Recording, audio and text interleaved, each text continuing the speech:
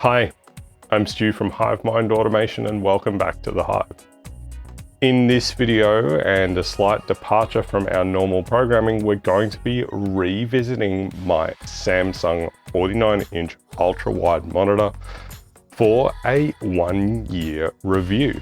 I'll tell you all the good, all the bad, and some of the just plain weird that I've experienced having used this as a daily driver for a full year now.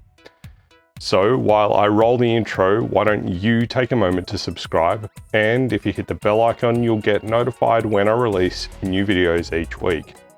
While you're at it, if you like what I do here and you want to help to support the channel, there's affiliate links in the video description to a bunch of home automation gadgets that I've reviewed in the past, and other ways that you can support the channel, such as signing up for NordVPN using my affiliate link, or supporting the channel directly through my Buy Me a Coffee link. With all of that out of the way, let's get started.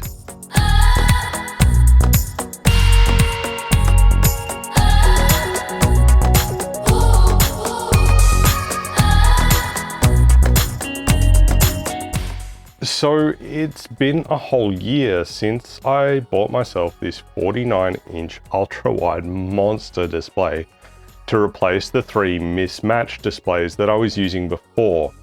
And I've had a couple of requests on that video to follow up on the monitor. Now, if you haven't seen the original video, I'll place a link in the description and a card in the top right-hand corner. But to recap, when I bought it, it cost me $1,939 from ScorpTech in Melbourne. I did buy it with my own money, and there's no sponsorship deal in place with Samsung at all. That said, if anyone from Samsung is watching, please feel free to hit me up. It does now appear to be down to $1,899, though it is showing as out of stock on ScorpTech's website. So it's hard to say whether that means that they are still available and just having some stock constraints, or perhaps it may be discontinued. I don't actually know. So to get into the review, I'm going to start things off with some of the problems that I had and talk about how I fixed them. Now, one of the things that I was really excited about when I first got the monitor was being able to plug in a mouse, keyboard, and other USB peripherals directly to the display, and then pass them through to whatever computer I was using this single USB Type-C cable. And coupled with the onboard Ethernet on the monitor, I made the decision that this was going to be a fantastic dock for both my work and personal laptops, so that I could hook into Ethernet and a full-size keyboard and mouse when I was working at my desk at home.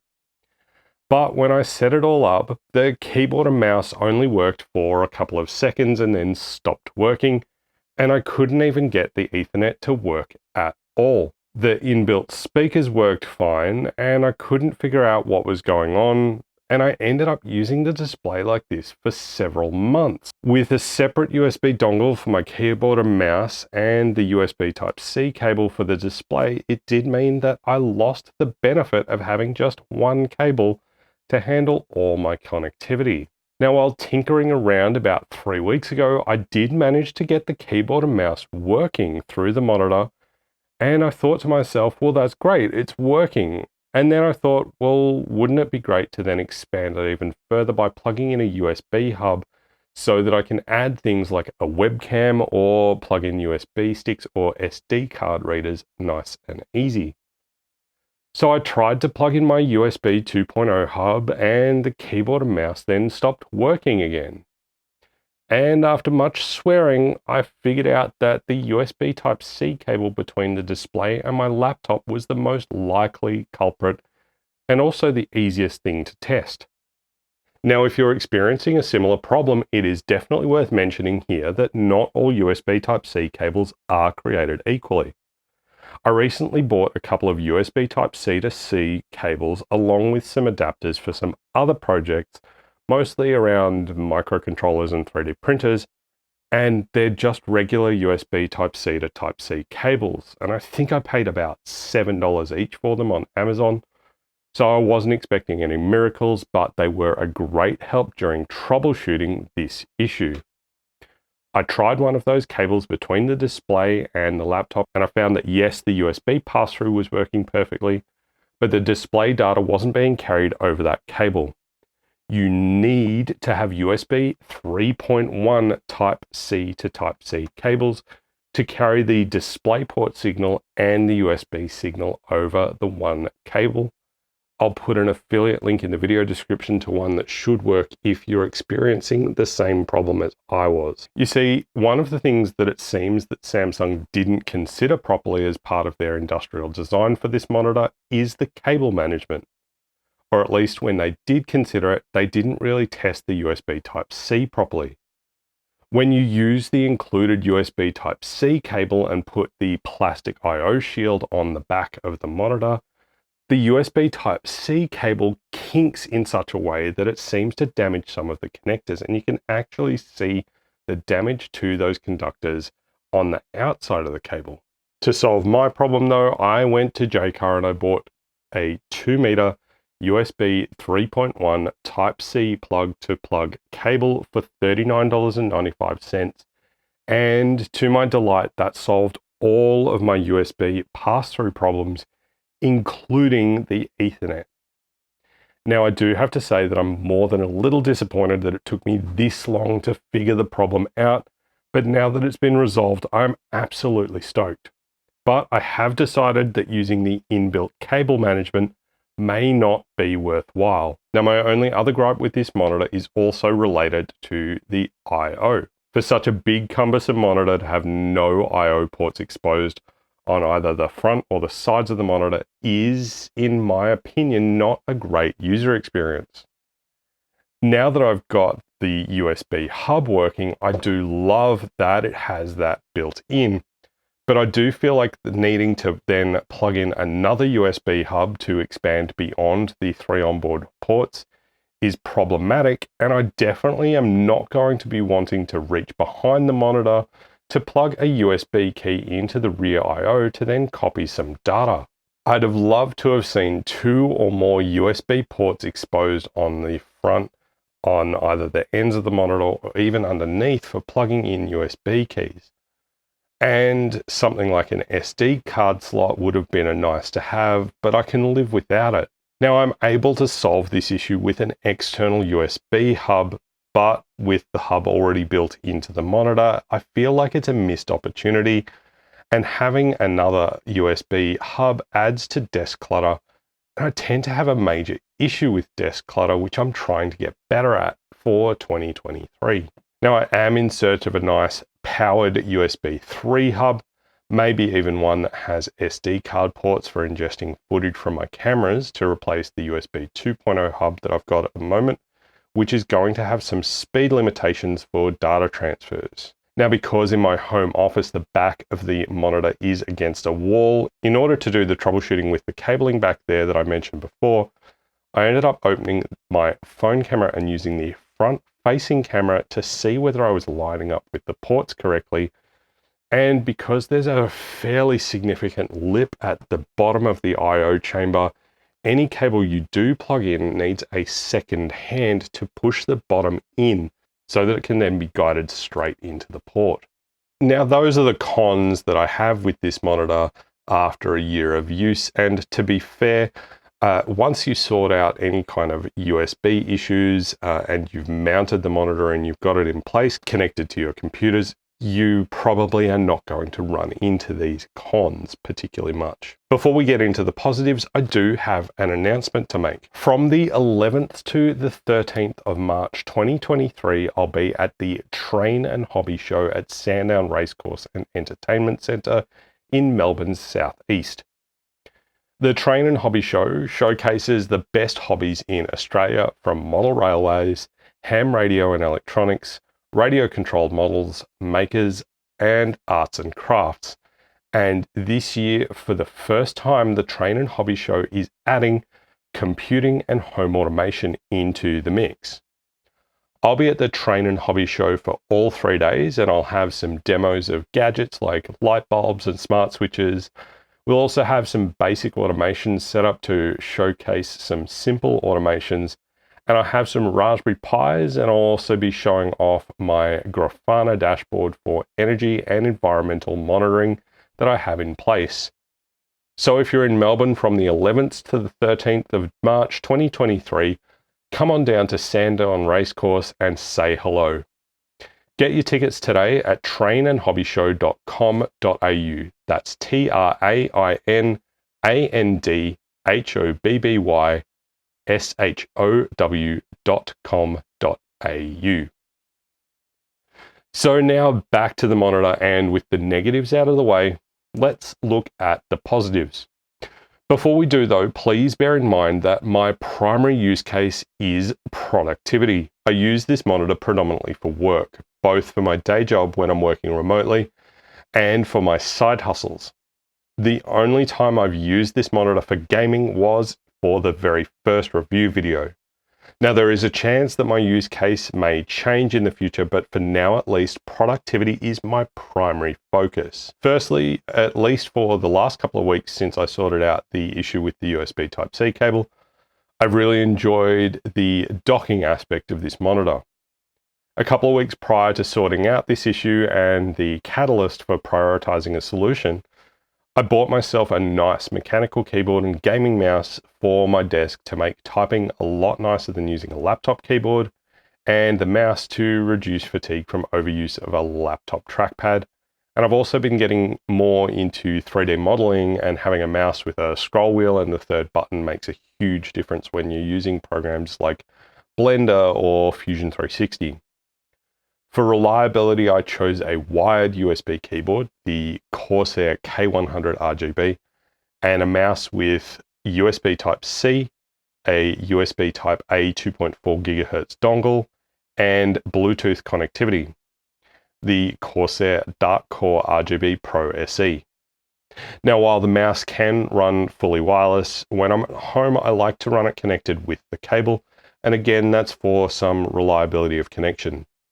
And there's wireless options on the mouse for days when I'm working in the office. Now, having the USB hub built into the monitor, now that it's working properly, means that I don't have to fiddle around with multiple cables to then connect the keyboard and mouse, power, display, and even Ethernet. It's all happening over the one cable. And as I mentioned before, I also added a USB hub, which I'll be using in future to hook up a webcam and for some removable media when I need it. The last thing that I'll mention from the docking aspect is that since buying the new keyboard and mouse, I've been using my work and personal Macs in clamshell mode. Clamshell mode on a Mac laptop is where you have power, a keyboard, and a mouse and a display plugged into your Mac. You can just close the lid and the Mac will turn off the internal laptop display and then basically run as a desktop using only the external display. Now, with this monitor and the docking abilities, I'm now able to do all of that and more with just the one cable.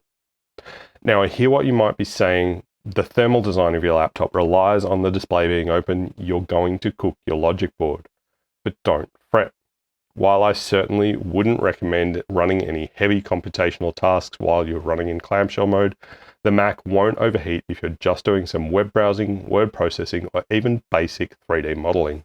To help me out with the heat though, I'm running max fan control on my personal Intel Mac, and when I'm running in clamshell mode, I pin the fans at full blast to keep plenty of air flowing over the heat sinks and the temps at a reasonable level. When the rumored M2 Max laptops come out later this year, I'm probably going to be upgrading my personal laptop, and in my experience at least, the Apple silicon chips barely even get warm, let alone hot, unless you're really pushing them. Another thing I've done to help me out here is 3D print some stands to hold my laptops upright. They're printed out of Prussian jet black PETG for a bit more thermal stability in case the laptops do get a little bit warm. And standing the laptop in the upright position exposes the most surface area and keeps the exhaust ports for the fans nice and clear to help promote good airflow. I'll put a link to the 3D models I've used in the video description in case anyone is interested. Now, somehow I've gotten most of the way through this video and I'm still yet to mention the actual display panel. And that definitely seems outrageous. Firstly, the size of the thing is massive. The sheer width of this thing is still a sight to behold in person even after a whole year. Even with the 1800R curve, it's close to 1200 millimeters edge to edge. When I'm working at my desk, my field of view is filled with display and there's enough screen real estate to run 4 windows side by side without compromise. And I also frequently work with other windows stacked behind. The brightness of the display is fantastic, and even after a year of constant use, I do still find myself occasionally getting dazzled by non-dark mode web pages as they load up. That said, it's still not the brightest monitor, only rated at around 400 nits if I remember correctly, but while the display will run at 120 Hz, you do need to be connected with DisplayPort to get there. That said, the 60 Hz refresh rate for productivity is perfectly fine. If you're using the monitor for gaming, you're likely going to want 120 Hz refresh rate, though I'm not sure that I would recommend this monitor for gaming. I've heard some reports of tearing, and I'm yet to find any definitive literature that suggests that the monitor supports AMD FreeSync, but it definitely does not support G-Sync. Personally, I've found the color reproduction to be perfectly adequate for my needs, though in some workflows it has seemed to be a little bit oversaturated, if anything. That said, I think that might be something to do with HDR. And one comment on my previous video about this video talked about pixelated or blurry text. Now, I have not been able to reproduce this running in 5120 by 1440. I didn't see anything like that. But I have noticed that the text does seem quite soft when you're running the display in lower resolutions. Over HDMI, for example, my work MacBook Pro seems to only drive the display at 3840 by 1080. So I'm going to need to investigate whether I can solve that problem with a DisplayPort cable to USB Type-C. Now, the last positive I'll mention here is the KVM functionality. I will admit that I've not been using the KVM switching capabilities of this monitor until very recently because of the USB Type-C problems. But now that I've got the USB connectivity issues sorted out, that is absolutely set to change. Now, unfortunately, I can't use both my work and personal Mac on USB Type-C at the same time.